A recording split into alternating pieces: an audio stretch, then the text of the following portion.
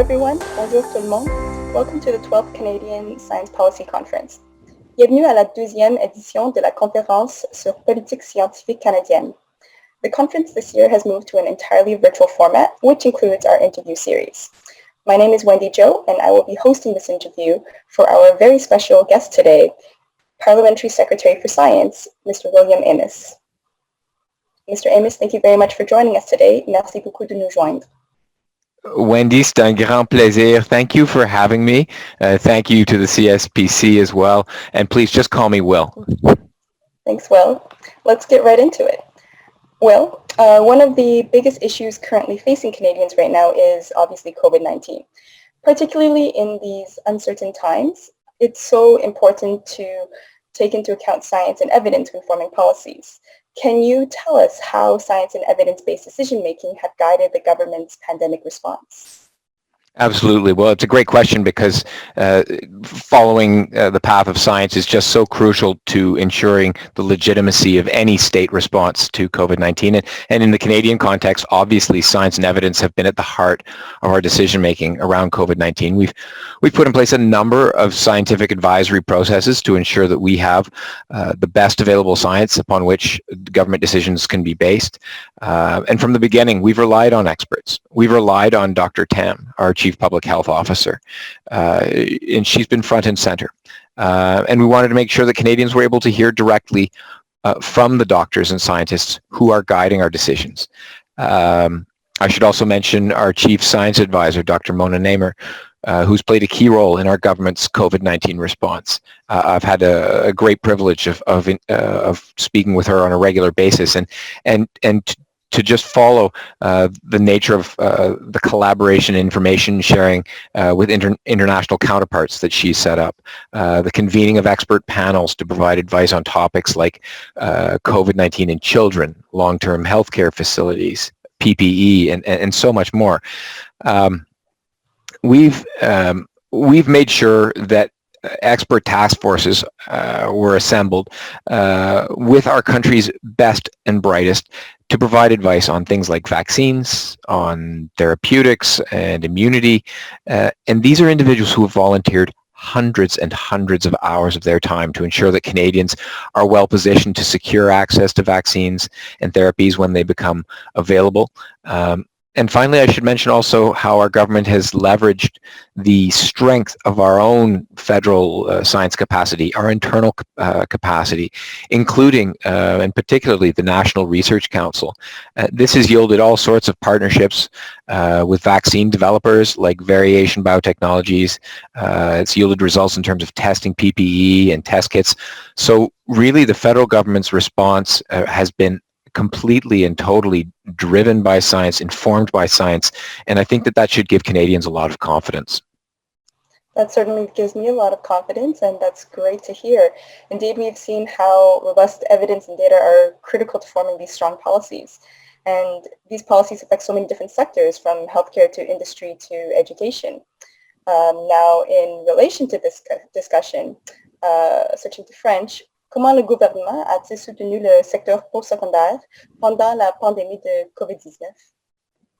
Merci Wendy. C'est une bonne question parce que dès le début, le secteur postsecondaire a été durement touché par la pandémie à plusieurs différents niveaux. Alors j'aimerais commencer en félicitant nos universités, nos collèges, nos cégeps pour tout ce qu'ils ont fait pour soutenir leurs étudiants, pour mener des recherches critiques et même fabriquer et donner des équipements de protection individuelle aux hôpitaux locaux. Notre gouvernement a investi près de 2 milliards de dollars pour soutenir la science et la recherche sur la COVID-19. Cela comprend près de 200 millions de dollars pour appuyer des projets de recherche par l'entremise des conseils subventionnaires. Mais nous avons aussi investi 450 millions de dollars dans le fonds d'urgence pour la continuité de la recherche au Canada. C'est un programme qui vise à fournir un soutien salarial aux universités et aux établissements de recherche en santé qui ne sont pas admissibles à la subvention salariale et d'urgence du Canada. Alors ça, c'était pour les aider à retenir leur personnel de recherche. Le programme fournit également en soutien pour les coûts supplémentaires extraordinaires associés au maintien d'engagements essentiels en recherche pendant la pandémie et à la reprise à plein régime des activités de recherche une fois que les mesures de distanciation physique seront assouplies. Alors, voilà un gros morceau. Un autre gros morceau, nous avons investi 291 millions de dollars pour prolonger les bourses accordées par les 3 organismes subventionnaires. Ça permettait à notre recherche de continuer, même dans ces circonstances de COVID-19. Finalement, pour conclure sur le sujet de nos étudiants, on a permis aux étudiants internationaux qui ont complété au moins de 50% de leur programme au Canada d'étudier en ligne de leur pays d'origine jusqu'au 30 avril 2021 sans affecter leur futur permis de travail post-diplôme. Et nous avons introduit des restrictions de voyage modifiées qui sont entrées en vigueur le 20 octobre pour permettre aux étudiants internationaux d'entrer au Canada si leur établissement d'enseignement désigné a mis en place un plan de préparation au COVID-19 approuvé. Alors, des mesures du côté des étudiants, des mesures du côté de la recherche et du financement de cette recherche. Bien sûr, le secteur postsecondaire, les universités, les cégeps et les établissements de recherche sont certainement des partenaires essentiels avec lesquels travailler et ils ont certainement dû s'adapter et modifier leur façon de travailler. Je travaille moi-même dans une université.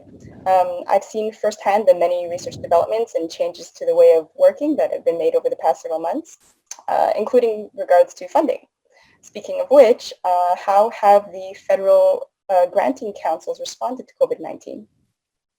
Well, it's a good question, Wendy, and I know very early on there were a lot of conversations with the granting councils recognizing the need for COVID-19 research funding, and in early March the granting councils joined forces to announce $27 million for COVID-19 research projects at post-secondary institutions. So this was important early funding. Since then, the granting councils have run many more COVID-19 specific competitions, including funding to support collaborations between researchers and industry or not-for-profits. And I know that many research attending CSPC this week have received some of this funding for their COVID-19 research. The granting councils have been able to provide and support researchers and trainees by demonstrating flexibility with regards to the reporting requirements and timelines, and I think that's been a big piece of it. And finally, as I just mentioned, the $450 million Canada Research Continuity Emergency Fund to support Canada's highly qualified research personnel. That's being run also by the granting councils, and this was a huge undertaking. It was so important to ensuring the stability of Canada's research enterprise during the pandemic, but also through what will be the recovery phase. Really, what the granting councils have done has buffeted along the research community and ensured that projects did not fall by the wayside, and I think that's really vital for vital and in the Canadian interest. Sure, that support is definitely so key to ensuring that research is able to be continued to be performed effectively. Research itself contributes to so many diverse aspects of society, and this funding is so important to making sure that research gets done and can contribute. L'économie, par exemple, est un sujet pertinent. Quel est le rôle de la recherche scientifique dans la reprise de l'économie du Canada? Ben, c'est une bonne question, Wendy, parce que nous savons que la science est notre stratégie de sortie de cette pandémie. C'est le poteau qui nous donne la confiance. Des chercheurs du monde entier travaillent jour et nuit pour développer des vaccins qui nous permettront de rouvrir et de rebâtir notre économie, mais c'est cette confiance dans le processus scientifique et dans nos scientifiques et dans leur collaboration internationale qui est clé. Nous soutenons, comme gouvernement du Canada, ces initiatives de recherche et de développement avec plus de 600 millions de dollars en soutien à des entreprises comme Medicago de Québec et PNI de Vancouver qui développent des vaccins COVID-19 faits au Canada. À l'avenir, nous devrons nous fier aux sciences sociales pour comprendre les effets de la pandémie sur différents groupes et comment nous pouvons faire du Canada un endroit plus équitable pour tous. La science sera également essentielle pour bâtir une économie de savoir, car, comme nous le savons tous, la science, c'est au cœur de l'innovation. C'est un chef de file. Le Canada, c'est un chef de file dans des domaines tels l'intelligence artificielle et la quantique, qui reposent sur la recherche fondamentale issue des établissements postsecondaires. Alors, nous devons s'appuyer sur l'avantage concurrentiel que possède le Canada dans ces secteurs à forte croissance pour rebâtir notre économie. Et je devrais mentionner aussi, en ce qui concerne le rôle de la recherche scientifique dans la reprise de l'économie du Canada, c'est aussi clair qu'il va falloir que la recherche sur des sujets comme le changement climatique soit très utilisée. On sait pertinemment bien qu'il n'y aura pas de vaccin pour le changement climatique. Il va falloir que notre relance économique est axée sur des mesures qui sont très concrètes, des investissements très importants pour assurer qu'on est en train de verdir l'économie en même temps qu'on relance l'économie. Alors, il faut avoir une vision d'innovation, d'inclusion, d'une relance une relance plus verte et plus juste pour assurer qu'on réussit, et la science va être clé dans tout cela. Oui, je suis complètement d'accord avec ça. La reprise économique est l'un des nombreux défis auxquels le Canada est confronté. And on that note, the pandemic has brought to light many inequities that still exist in Canadian society along with these challenges. What is the government doing to address systemic discrimination and foster equity, diversity, and inclusion in the research sector particularly? That's another good question, because we all know that the pandemic has disproportionately impacted certain segments of the population. For example, we're hearing stories and seeing the data come through around higher unemployment rates in women, racialized Canadians, and young Canadians. And while these inequities existed before, the pandemic has accelerated them, has shone a light on them, and emphasized the need for change.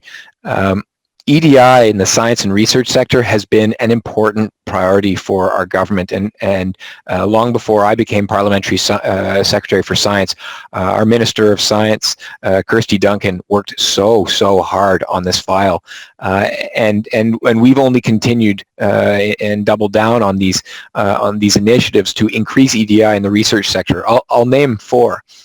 We've been tying granting agency funding for post-secondary research to clear conditions and EDI objectives to ensure that the next generation of researchers is more diverse. We've been launching new initiatives such as the Dimensions Charter Pilot Project, which will help ensure that everyone has access to equal opportunities, treatment, and recognition in the Canadian academic space and the research ecosystem.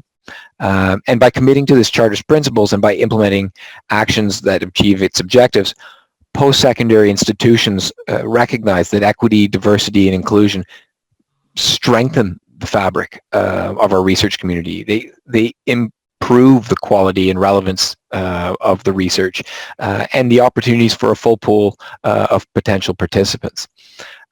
Third, I'd like to highlight the implementation of an EDI action plan in prestigious research positions, such as the Canada Research Chairs, again, with a view to improving diversity among nominees and award recipients. I mean, it sounds simple, but it had to be done. It had to be done.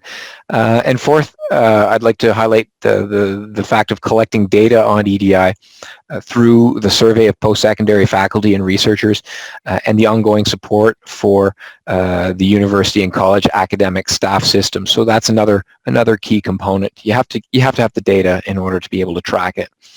So we know that we need to work from the ground up and ensure that there's a more diverse group of Canadians entering the science and research sector. That's why we're investing in programs like CanCode and digital skills for youth to equip youth from traditionally underrepresented groups with the STEM skills that they need to participate in current and future labor market opportunities. And I guess I just conclude by saying we have made progress when it comes to EDI, but everyone knows that there's still so much more work to do, and we have to work with our post-secondary institutions, our universities, our colleges, our institutes, our CEGEPs, and we have to work with them to help them become the change that they wish to see and that all Canadians wish us to be. Thank you for that insight. I did my PhD in electrical engineering, and especially as a woman and a visible minority in a STEM field that traditionally has quite a few less women compared to their male counterparts, these efforts are very much appreciated, and working in a university, I can see the progress being made. So thank you for that, and I agree it's very much an ongoing challenge that needs to be addressed, but progress has been made. Well, Wendy, could I ask you would you be so kind as to tell me which of the initiatives that I mentioned, which is the one that seems to you the most impactful or the most important, or are we maybe missing something that we should be looking into? I think that particularly putting priority in recruiting female students and female faculty and staff members, we've seen a lot of improvement there. I believe the University of Toronto, where I work currently, has had their highest percentage of female students for this incoming first year. So that's a great accomplishment that we've seen. I'm really glad to hear you noting that progress. And I mean, institution by institution, we're all looking. We're looking for this change, and hopefully we can continue to leverage funding in the service of better achievements on EDI. So thanks for that comment. That's certainly the hope. So finally, then for my last question, since this is the CSPC, I'd like to ask, in your opinion, what value does the CSPC provide to the community as a national hub for science and innovation policy? Well, it's interesting because I think everyone who is watching this will know how important CSPC is in terms of its contributions to the science and research dialogue in Canada, whether it's pulling together scientists and policymakers to challenge each other and to foster a responsible dialogue around issues like innovation policy, climate change, evidence-based decision-making. We could go on and on the number of important topics where the intersection of policy and science is just crucial for our future in Canada, but for the world's future. But now more than ever, particularly in this COVID-19 context, Canadians are talking about and reading about science on a daily basis. My own children are asking me about progress around vaccines and different forms of vaccine research. They're asking me questions that are so challenging, and we know that we need our policymakers and our scientists to be engaged in a healthy dialogue where politics is pushed aside and real conversations are happening on the substance of the issues. And I know that can be hard sometimes, especially from a politician's perspective. It's very hard to just say, listen, let's try and set aside the politics. And sometimes it's impossible. But more than ever, it's important to have an organization like CSPC to do that public engagement work, to emphasize the importance of science and provide a forum to debate and discuss science policy issues. So from my end, I just have words of thanks to offer CSPC for all of their work, and I'd like to wish everyone a great conference. Thank you, Wendy, for interviewing me. This has been a lot of fun. Thank you very much for those kind words, and thank you again, Will, for your time on behalf of CSPC. We look forward to the upcoming developments for the science and research community, and we hope that you enjoy the conference. Right on. Have a great day. Thank you.